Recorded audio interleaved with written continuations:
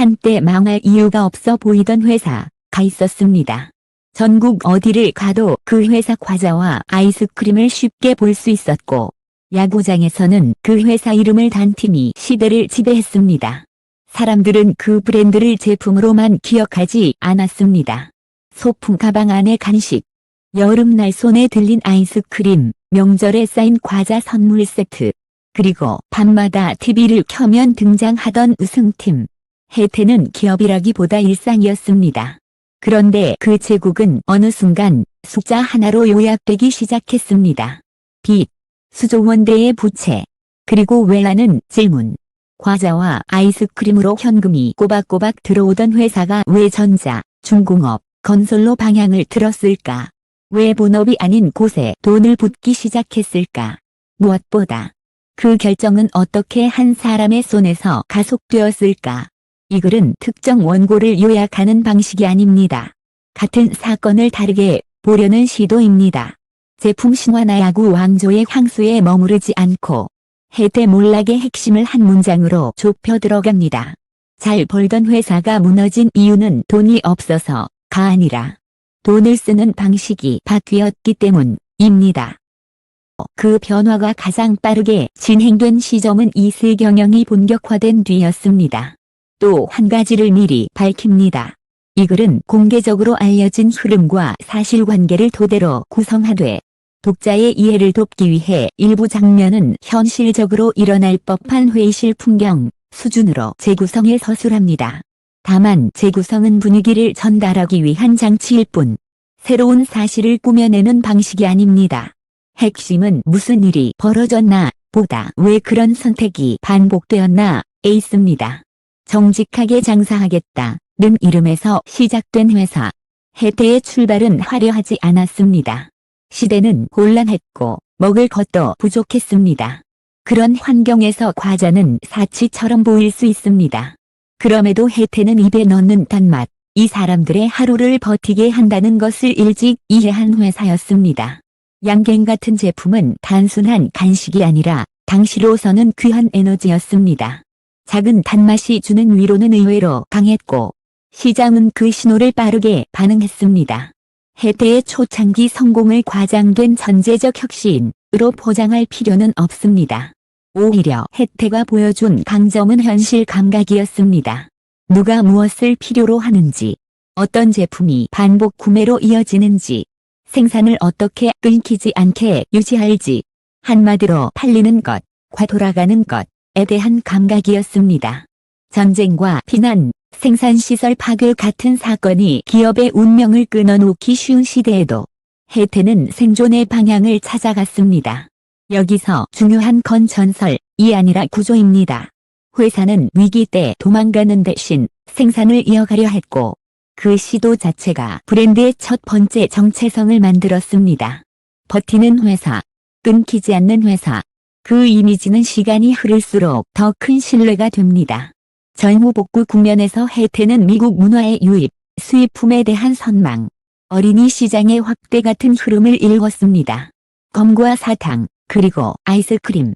특히 아이스크림은 혜태가 단순한 과자 회사가 아니라 계절과 감정까지 설계하는 브랜드로 확장되는 계기가 됐습니다. 아이스크림을 담는 콘이 눅눅해지는 문제를 해결하려고 코팅을 시도했고 그 과정에서 생긴 불완전한 결과가 오히려 제품의 매력으로 굳어졌다는 이야기는 상징적입니다. 의도하지 않은 보너스가 소비자의 기억에 남는 순간 상품은 기능을 넘어 경험이 됩니다. 혜태가 국민 브랜드가 된 과정은 결국 이렇게 요약됩니다. 대단한 전재성이라기보다 반복 가능한 성공을 만들어낸 회사. 제품을 한번 히트시키는 데서 멈추지 않고 히트 이후에도 꾸준히 라인업을 구축해 일상의 습관으로 들어간 회사. 야구단이 만든 또 하나의 브랜드, 또 하나의 착시. 혜태를 이야기할 때 야구를 빼면 설명이 반쪽이 됩니다. 혜태 타이거즈는 단순한 스포츠 마케팅이 아니었습니다. 한 지역의 상징이 되었고 팀의 승리는 기업 브랜드를 감정과 결합시켰습니다. 사람들은 과자를 사면서 팀을 떠올렸고 팀을 응원하면서 과자를 떠올렸습니다. 브랜드는 더 단단해졌습니다. 하지만 여기에도 중요한 착시가 하나 생깁니다.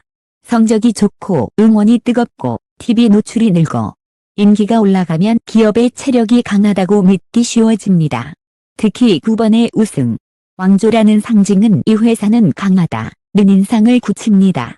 제품이 잘 팔리고 팀이 이기고 시장이 넓어지는 시기에는 거의 모든 것이 성장처럼 보입니다. 문제는 그 성장의 본질이 무엇이었는지입니다. 혜태의 힘은 본업에서 나왔습니다. 전국 유통망, 반복 구매, 현금 흐름. 이게 기업을 지탱하는 뼈대였습니다. 야구는 브랜드를 강화했지만 뼈대를 바꾸진 않았습니다. 그리고 바로 그 지점에서 혜태가 가장 위험한 질문을 마주합니다. 이 정도면 우리도 더 큰 판에서 놀 수 있지 않을까? 이 질문은 많은 기업이 한 번쯤 품는 욕망이지만 혜태에게는 특히 위험했습니다. 왜냐하면 혜태의 본업은 강력하지만 확장하기 까다로운 분야였기 때문입니다. 가자는 현금이 잘 도는 대신 기술 진입 장벽이 전자중공업만큼 높지 않고 경쟁은 심합니다. 성장에는 한계가 보일 수 있습니다. 때 기업은 종종 정체성에 흔들립니다. 우리는 이런 걸로는 재벌이 될 수 없어 같은 자격지심이 생깁니다. 그 자격지심은 누가 가장 강하게 느낄까요? 왕관을 물려받는 사람입니다. 9살이 세경영, 문제는 젊음이 아니라 속도였다. 창업주의 갑작스러운 부재는 회사에 공백을 남깁니다. 중요한 건 그 공백을 어떻게 메웠는가입니다. 혜태의 경우 후계자의 부상은 매우 빠른 속도로 진행됩니다. 빠른 승진, 빠른 권한, 빠른 결정. 조직이 충분히 검증하고 조율할 시간이 없을수록 권력은 변제 장치 없이 강화됩니다. 여기서 우리는 하나의 장면을 떠올릴 수 있습니다. 재계의 오래된 회사에서 창업주가 떠난 직후 열리는 회의실. 임원들의 표정이 굳어있고 미래가 불안한 와중에 젊은 후계자는 자신이 새 시대를 열겠다고 말합니다. 그의 말은 틀리지 않을 수 있습니다.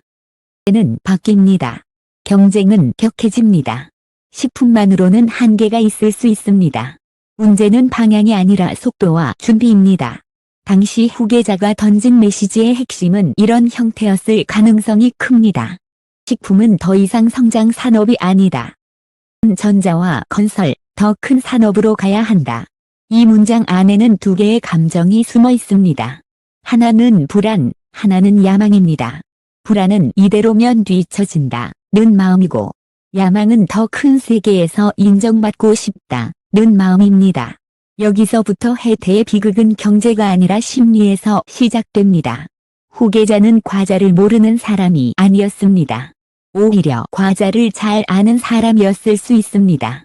하지만 전자와 중공업은 전혀 다른 세계입니다. 다른 기술, 다른 인력, 다른 경쟁 구조, 다른 실패병. 그럼에도 불구하고 확장이 멈추지 않는 순간 기업은 자신이 잘하는 것을 점점 잊습니다. 그리고 더 무서운 건 기업이 벌어들이는 현금이 그 망각을 오래 숨겨준다는 사실입니다. 문어발 확장, 돈이 많아서가 아니라 돈이 들어오니까 했다. 혜태가 무리한 확장을 할 수 있었던 이유는 아이러니하게도 본업이 너무 탄탄했기 때문입니다. 가자 사업은 현금이 빠르게 돌고 전국 유통망에서 매일 매출이 발생합니다. 매일 들어오는 돈이 있는 회사는 금융권에서 매우 매력적입니다. 그래서 돈을 빌리기도 쉬워집니다. 여기서 위험한 착시가 발생합니다. 현금이 들어오는 회사는 망하지 않는다. 너무 큰 기업은 결국 누군가 살려준다. 대마불사. 이 믿음은 기업뿐 아니라 금융권, 시장 전체에 퍼지면 더욱 위험해집니다. 왜냐하면 그 순간부터 대출은 심사가 아니라 전제가 되기 때문입니다. 혜태는 돈이 필요해서 빌렸고, 금융권은 어차피 돌아올 돈이라고 생각하며 빌려주고, 기업은 그 돈을 본업이 아닌 곳에 투입합니다. 본업에서 번 돈으로 적자를 막고 빚으로 다시 적자를 덮고 덮인 적자는 잠시 숨겨집니다. 그러는 동안 기업은 규모가 커 보입니다. 계열사는 늘고 공장은 늘고 사업부는 늘고 뉴스에 등장하는 이름도 화려해집니다. 하지만 실제로는 다릅니다. 돈은 벌고 있는데 돈이 남지 않습니다. 매출은 오르는데 이자 비용이 더 빠르게 커집니다. 몸집은 커지는데 체력은 약해집니다. 이 구조를 가장 쉽게 설명하는 비유가 있습니다. 황금알을 낳는 거위가 매일 알을 낳고 있는데 그 알을 모아 밥을 짓는 게 아니라 구멍난 물통에 붓고 있는 겁니다. 물통이 새는 이유는 본업이 아니라 익숙하지 않은 업종의 적자 때문입니다. 전자, 중공업, 건설 같은 분야는 초기 투자비가 크고 경쟁이 치열하며 기술 격차가 존재합니다. 잘 모르는 산업에서의 실패는 적자로 끝나지 않습니다. 조직 문화의 혼란, 품질 이슈, 브랜드 신뢰 훼손, 인력 이탈 같은 비용이 함께 따라옵니다. 그래도 확장은 계속됩니다. 왜냐하면 확장을 멈추는 순간 이미 벌려놓은 판이 보이기 시작하기 때문입니다.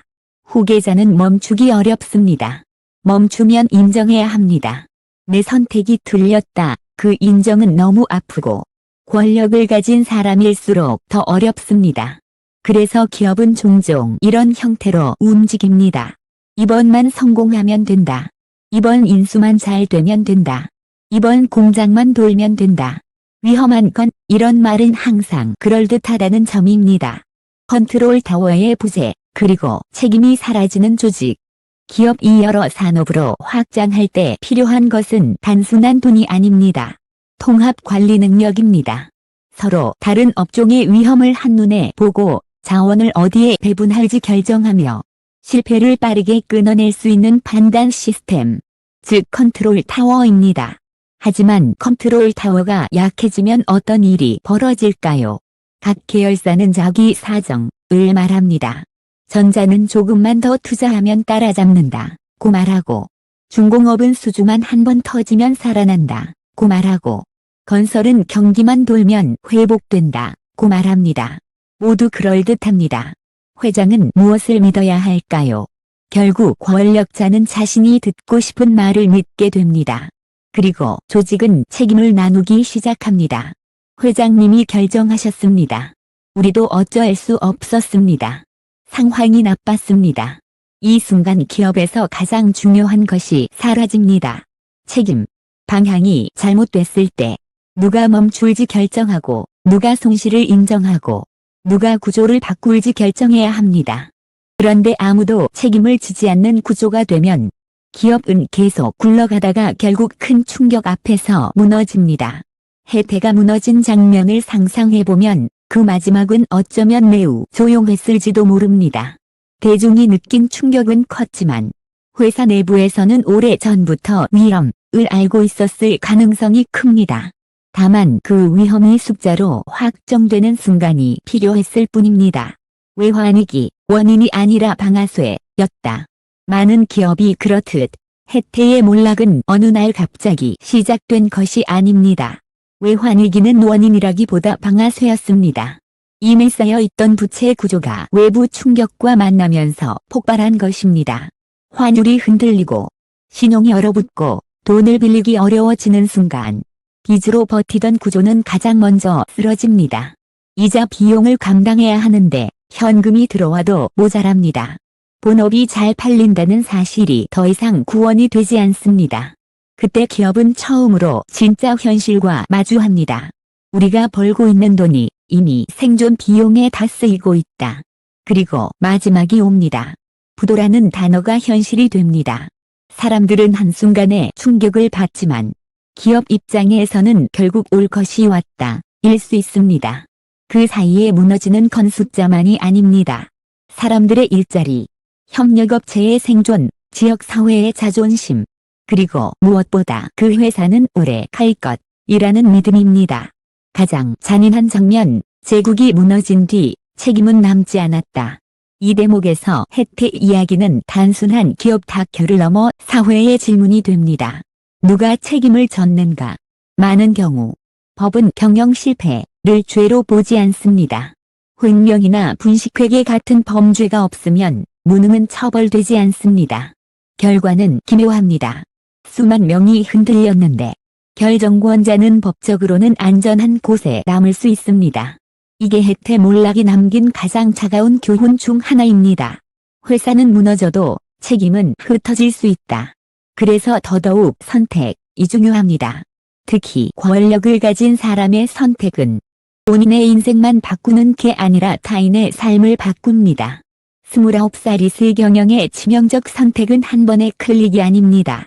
업종을 바꾸는 선언, 인수를 반복하는 결정, 적자를 덮기 위해 더 큰 돈을 끌어오는 선택, 컨트롤 타워를 느슨하게 운영하는 방식, 그리고 실패를 인정하지 않는 태도.